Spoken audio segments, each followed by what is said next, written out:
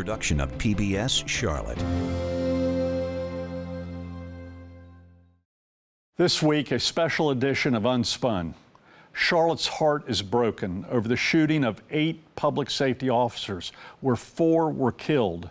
As we grieve for the families, we discuss together, what do we all do now? And what have we learned or not learned from past tragedies? We'll talk with former FBI Assistant Director Chris Swicker. We'll explore how the media covers these emotional events, and we'll revisit the police shootings in the past that changed our city. And we'll remember the week's 4 fallen officers. That's all coming up on Unspun. In today's America, welcome to the Spin Game. Believe me, I know, I'm Pat McCrory. When I was governor and mayor, I played the Spin Game. I was played by the Spin Game. But aren't we all done being spun? Let's take the spin out of the world we're in, here on Unspun. Good evening, I'm Pat McCrory and welcome to Unspun. You know, it's moments like this that remind us of the risks that everyday officers take every single day here in Charlotte and throughout the state, and the sacrifices every officer makes. We feel the loss in our community, not just the tragic loss of 4 law enforcement officers, but that collective loss of security, that feeling that we're not as safe as we thought we were. Not when we hear the names and see the faces of those 4 officers who lost their lives for simply doing their jobs. Today's an absolute tragic day for the city of Charlotte and for the profession of law enforcement. Today we lost some heroes that are out to just simply trying to keep our community safe. That's Police Chief Johnny Jennings earlier this week on the day of the shooting, talking about the Charlotte-Mecklenburg police officer, the 2 state investigators, and the deputy U.S. Marshal, all shot and killed while serving a warrant on a known felon in Charlotte's Shannon Park neighborhood. Chances are we didn't know their names or faces before, but now we grieve for them together, trying to make sense of it all. Some of my worst days as mayor and governor were weeks like this, getting that call of an officer down and rushing to the hospital and standing in front of the cameras to share the news that nobody wants to hear, and especially those moments away from the cameras with the family members of those fallen officers. It was truly heartbreaking. Police officers swear an oath to protect us. They wear a badge to protect us. They feel an obligation to protect us. But who protects them? The truth is, we do. We have to stand up for them and support them and work with them, because when the funerals for those 4 officers, those fallen officers, are over, when the 4 other wounded officers recover, we can't forget their names or their sacrifice, or the sacrifice of every officer who takes that oath and puts on that badge and feels that obligation. That's our obligation too. Joining me now on Unspun is Chris Swicker, former Assistant Director of the FBI, overseeing all FBI criminal investigations nationwide. Chris is a 24-year FBI veteran, including 6 years as a special agent in charge of FBI operations right here in North Carolina. Chris, thanks for joining us. I know this is an extremely sad day, dealing with probably the worst tragedy that we've ever seen in this state and frankly in this nation, having 4 officers shot and killed and another 4 wounded. But I want to get to your expertise, and that's the investigation. There's already a lot of confusion in the fog of war. Tell me, who does this investigation, and how long does it go? Yeah, I think it's pretty clear that Johnny Jennings, Chief of Charlotte-Mecklenburg Police, has assumed the lead in this investigation. We've got 5 homicides, and homicide just means a man was killed, a person was killed, whether they were the good guys or the bad guys, in Mecklenburg County. So they're taking primary jurisdiction. I'm sure the U.S. Marshals, because it was a federal task force, because they lost an officer, are going to do their own internal inquiry. But the forensic lead, the investigative lead, will be CMPD, and they've got good capabilities. They'll be able to sort this out. But there are still some things that are being sorted out. I noticed some of the audio of reporters are already standing in front of the house where this tragedy occurred. Do you think they had enough time to have all the information? You know, you watch CSI, right, and we're a little consumed by how it is on TV versus how it is in real life. How do they gather all this evidence, both inside a house which has been partially destroyed and outside of a house? Yeah, I mean, the fact that the house was partially destroyed, the whole front of the house is almost gone, is particularly challenging. From a forensic aspect, they have to sort out who shot who. You know, from the ballistics, from the weapons that were found at the scene or found on the, you know, right next to the bodies. Who handled the gun? You know, who from a forensic standpoint, you know, who's actually had their DNA or their fingerprints on a particular gun. And these are all the powder guns. marks. These are all the guns. I mean, the officers as well. All that has to be sorted out. The trajectory of the rounds that went through, over 200 rounds from what I understand. Many of them probably went through the house. You know, wood doesn't stop these types of rounds, especially the AR-15.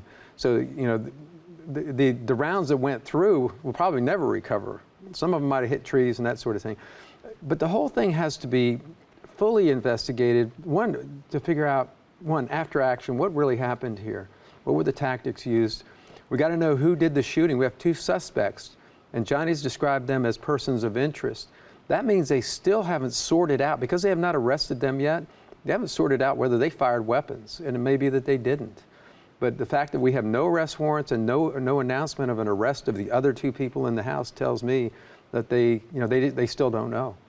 Now, I used to ride with the hit squad, as is known. Back when I was mayor, I used to ride with the police once a month, kind of away from the cameras. Yes. And I remember when riding with them, we'd meet early in the morning. They had extensive planning. They had coordination with other departments. Then they tend to go wake up the people that they were planning to arrest. This was at 1:30 in the afternoon. You have a lot of experience in this with cross-joint agencies working together. What do you think we're going to learn from this?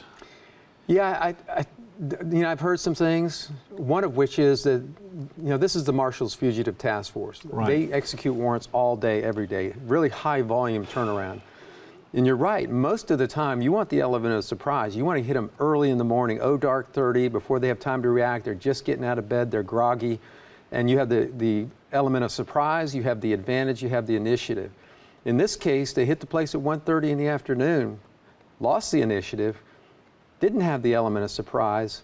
Three task force officers were shot down pretty much in front of the door, ambushed from up above.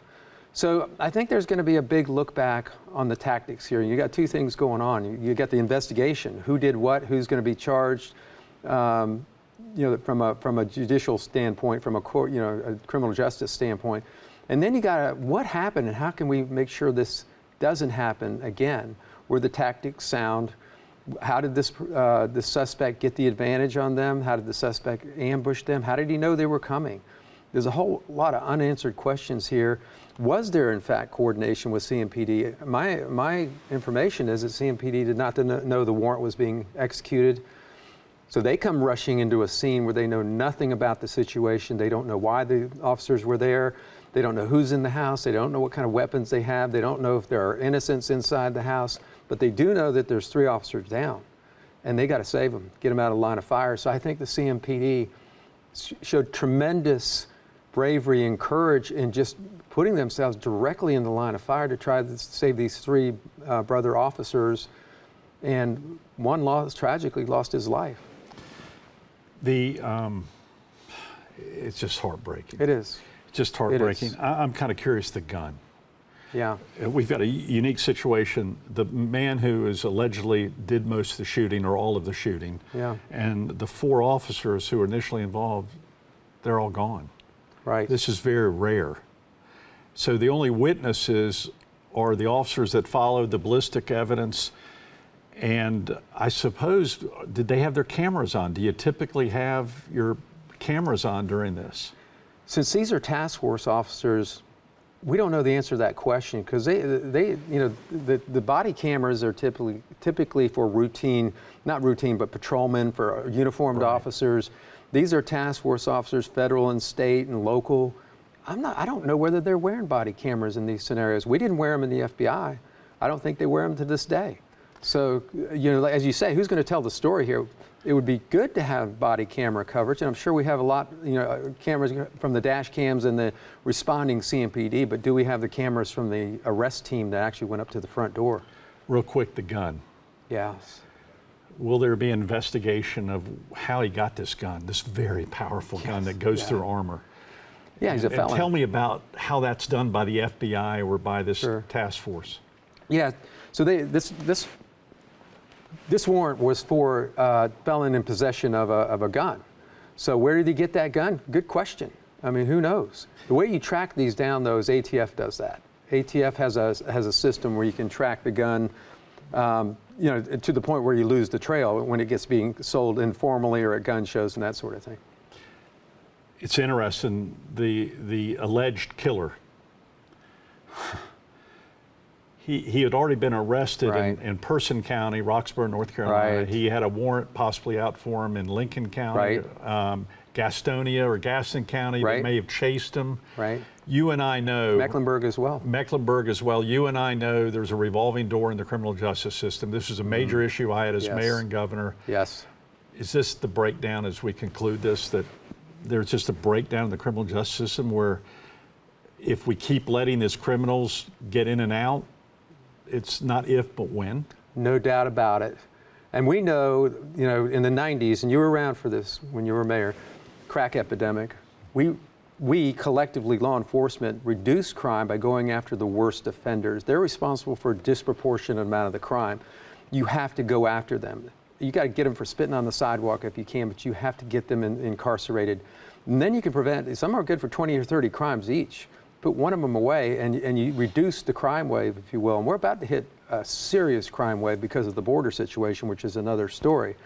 But this gives you that sense of lawlessness when you see these incidents and you see this revolving door right here in Mecklenburg County. Yeah. 3 charges on this guy were dismissed.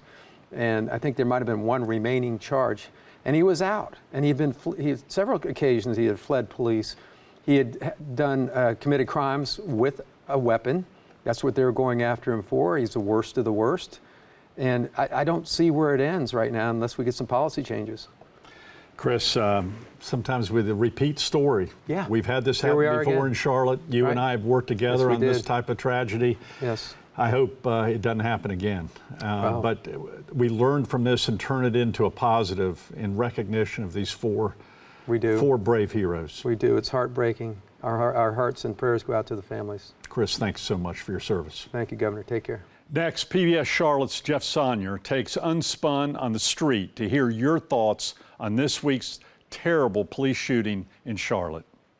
Yeah, we're here in Uptown Charlotte where mourners are leaving flowers at the police memorial across from police headquarters, and where the flags fly at half staff. 4 different flags outside the government center representing those 4 fallen law enforcement officers.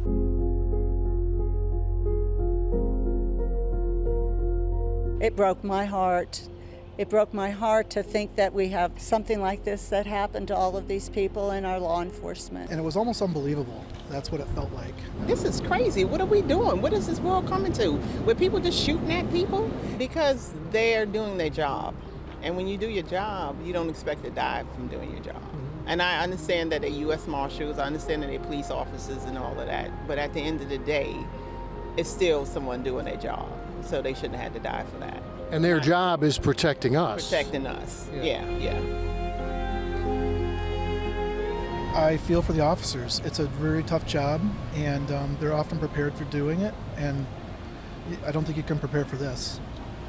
Collectively, I guess we all kind of suffer when something like this happens. We all kind of share that grief, don't we? Absolutely. It's painful to watch, understand, and the people that lost loved ones, it's unimaginable. It just seems like there's a wanton disregard for life, and I don't know why. You came down from Hickory today? We sure did. Why? We brought Faith Comfort Dog to give comfort to the people that are suffering from this tragedy. We just wanted to come and just help with their grief. Also coming out to honor the fallen officers, the entire Mecklenburg District Attorney's Office. for a silent vigil on the sidewalk outside Charlotte's Old City Hall. Each mourner holding flowers that were placed at the statue of 2 police officers. One officer calling for help for another fellow officer lost in the line of duty. I think that crime has got out of control in Charlotte. It is disturbing. It seems like it's more often, and I'd like to see it solved. It's going to take a statesman or a stateswoman to really back away from the divisive side of things to try and find something really reasonable that, actually makes sense that we can do. I think we've done all the easy side things on both sides of it, and that's why it's hard and complex.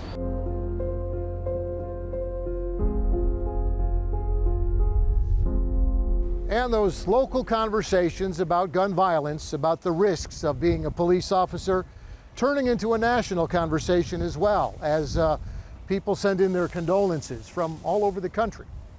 Pat? Hey, thanks, Jeff. That was incredible feedback that we got from our citizens, and we want to know more of your thoughts on this week's tragic police shootings. Email them to unspun@wtvi.org.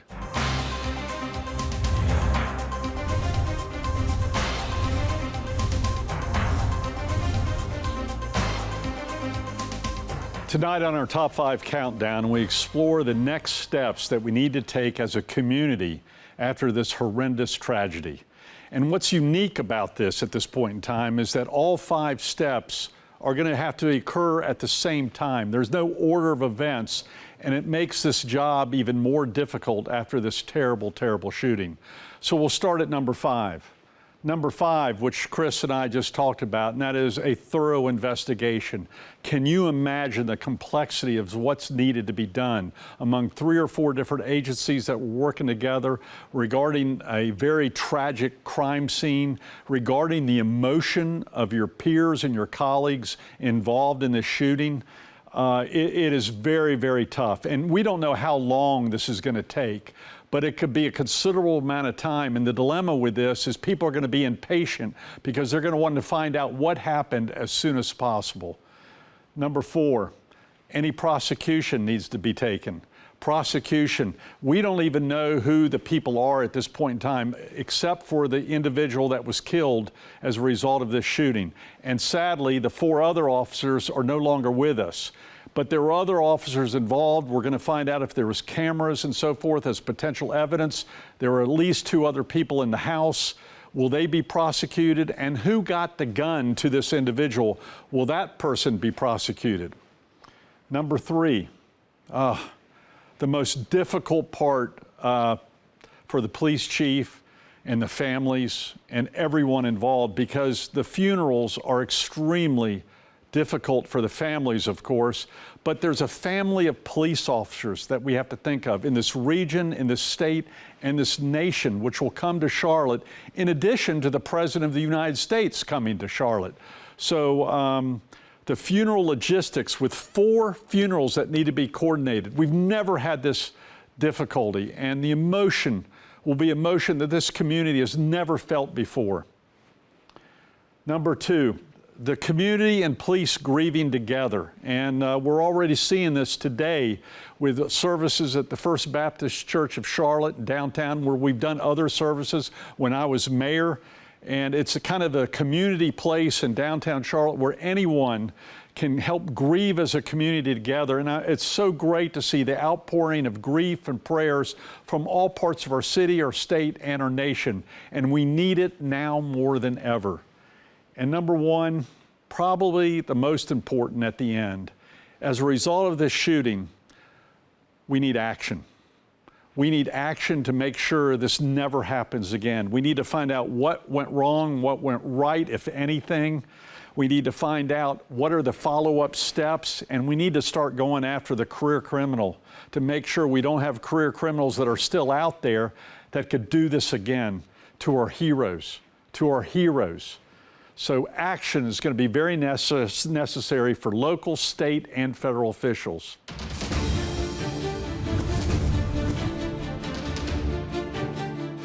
Next up, PBS Charlotte's Jeff Sonnier joins me for our Unspun one-on-one segment. Jeff, this is a tough week. I'll tell you, it's the worst tragedy in Charlotte's history. It's hard on reporters. It's hard on public officials. It's hard on the public in general. I mean, it's just tough to watch. And before we get started about what happens behind the scenes, I want to take another look at one of those clips we saw from that live news conference. This is Mayor Vi Lyles. You know, 3 people lost their lives today. And the most that I can ask of our community is that we honor and respect them for all the work that they've done, all the work that we will do to make it possible for our city to be safer. Every one of us wants to be in a situation where you get up this morning and get to come back home. And someone didn't today. That was Mayor Lyles before we knew there was a 4th victim, a Charlotte police officer also among those who were killed by that gunfire. You've been there as mayor and as governor several times. Yeah. You got a job to do on that day, but gosh, it's got to be tough to hold in that emotion. You can't hold emotion. I remember being mayor pro tem and watching Mayor Van Root deal with the emotion of officers Burnett and Noble being killed and shot down on West Side Homes area. And I remember going, how's he doing it? And then I didn't know a decade later I'd be doing the same thing when officers Clark and Shelton were assassinated. And I wrote a note to Vi earlier this week and said, you're doing a great job. And don't be afraid of the emotion. If you feel it, show it. But it's real difficult for a political figure during this time because it's really about the families and the police, but the political figure is very important to bring the community together without being political or even perceived as being political. And this is a challenge for the president, this is a challenge for the governor, this is a challenge for the mayor, and then you might have city councilmen, congressmen, senators who want to get involved, and you got to almost push everything to the side. So I know when I was asked to speak at the 2 funerals back in 2007, it was the most emotional event I've ever been to in my life. And I remember before going up to the podium at the church of that first funeral, I looked over at the widow, and it broke my heart, and I lost my breath. And I was afraid I couldn't even walk to the podium because the grief in that room was so strong. And your adrenaline works. That's how Van Root did it. That's how Vi is doing it right now. I'm worried about our police chief. I've known him for a very long time. He was like a sergeant when I was mayor, and I've always liked him. I'm worried about him being able to take all this entire burden of having this happen in his city, because you do take it personally. You feel responsibility. And Chief Stevens was the chief when our officers got killed in 2007, and I don't know if he ever recovered from the emotional toll of the funerals and the responsibility, the coordination of the investigation, the funerals. It's a burden that you can't describe to anyone, but it's the families that are suffering right now more than anyone else. We've all been watching the coverage from home, the news conferences and that sort of thing. I know you've been watching. Yeah. What's happening behind the scenes when you get that first phone call as mayor or governor of this kind of thing happening? I mean, obviously, you've got to come together quickly, but it's got to be just so hectic and so helter-skelter. It is helter-skelter, and I always said, I remember in the governor's mansion, I'd get a call at 2 o'clock in the morning, and when that phone rings, it's either a family member or a police officer down. And right after my State of the State speech, my very first one, they came to me right before the speech as I'm walking down the aisle and said a police officer in Durham was just shot in the face 3 times. And I'm walking down, and I couldn't get it off my mind. And as soon as the speech ended, we headed to Durham. And by the way, that officer and he is disabled now, but he lived. We still talk to each other once a month. And that's another thing. You do a lot of things off camera, and it makes you better to talk to the community and show that you're doing things off camera because that's the right thing to do. But meeting with the families is the toughest. And you give it the time they need, not what you need. Yeah. Does that make sense? It does. It's not about you. Yeah. It's about them. And it might be 20 seconds. It might end up being 2 hours where you just listen. You've been as said, watching the coverage, what do you think about the local coverage and also the national coverage of this story? Obviously, it was a very big story here, but it's a very big story all over the country. Well, I think the local coverage was excellent. I really do. I commend all the local networks. The national coverage, the first day I was actually coming home from Lake James on that Monday, and I got caught up in the traffic jam, and I didn't know what it was about. And what it was about, they were bringing the bodies of the deceased to the hospital, and Kenilworth and everything was backed up. But what disturbed me about the national coverage is the low priority they put on it. They put protesters on college campuses, professors and students having their tents taken down ahead of 8 officers being shot at, 4 of them being killed. I was upset with the national media coverage. It didn't meet the agenda of the national media. It's gotten more coverage since then, but frankly, I think it ought to be on the news every day because these are heroes. And I'm sorry it's not the Trump trial or the students at Yale or Columbia or UCLA. This is a much bigger story than that. And right now, crime is the #1 issue in a country, that and the economy. And it seems like the national media would get that. And this was a criminal act against 4 of our bravest people. Well, thanks for the insight, Governor. It's been a tough week for everybody involved. I know you feel like you want to do something. Yeah, you as a reporter, don't you want to go out like the old days? We all want to do something, but I guess the most important thing, as you said, is the families right now and those fallen officers, remembering them, remembering those families, and hoping that going forward we can learn as a community from all this. That's this week's Unspun One-on-One.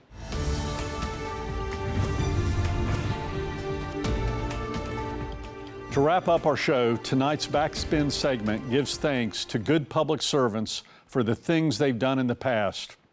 Well, Charlotte's heart was truly broken this past week as we endured the worst violent assault on our police in our city's history. Back in 2007, when I was mayor, we lost Officers Sean Clark and Jeff Shelton to a similar violent fate. And we struggled through emotional memorial services. We all promised that we would never forget these 2 men and the everyday sacrifice of all of our police. But as is human nature, as time goes by and as new generations arrive right here in Charlotte, society again takes for granted the dangers of those protecting our safety. Members of the public even began assaulting and disrespecting our police, and politicians have even recommended defunding them, while most citizens stayed quiet during this debate. Well, this week we've got the worst wake-up call to again remind us that these men and women deserve our undying respect, our long-term respect, support, and thanks every day. Well, that does it for tonight's episode of Unspun. Thanks for joining us, and I hope you'll come back next week as we explore the politics of problem solving in Washington. That's on our next Unspun, where we'll tell you what politicians are thinking but not saying. Good night.